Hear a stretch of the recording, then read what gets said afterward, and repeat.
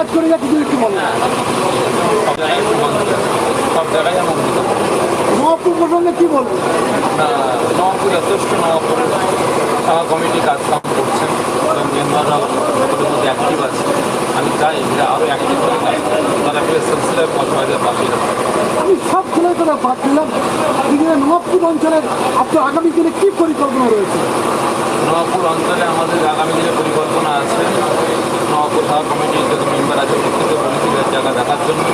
এখানেও আমরা প্রাপকতা সৃষ্টি আলাইহির স্মৃতিনগর করার পরিকল্পনা নিয়েছি এবং তার মাধ্যম দিয়ে মহিলা যারা ডেলিভারি পয়েন্ট এবং হসপিটাল, ভোকেশনাল ট্রেনিং সেন্টার, আরবি কোচিং, আরবি একাডেমি, ইংলিশ একাডেমি, এছাড়া আরও অনেক কিছু আমাদের পরিকল্পনা আছে।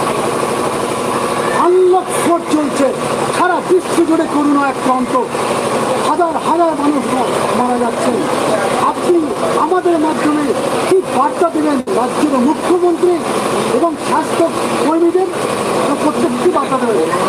শুনে আসছি কারণ করোনা শুনছি চোখে দেখে, তবে করোনা আছে যেহেতু মহামারী বিভাগ নিজে বলেছে মহামারী আছে, আল্লাহবাগ নিজেও ঘোষণা করেছেন যে বিমান আমি পাঠাবো। তবে করোনাটা কতটা প্রভাব বিস্তার করেছে বলতে পারবো না, তবে এখন সারা বিশ্বে করোনার নাম করে নাটকটা বেশি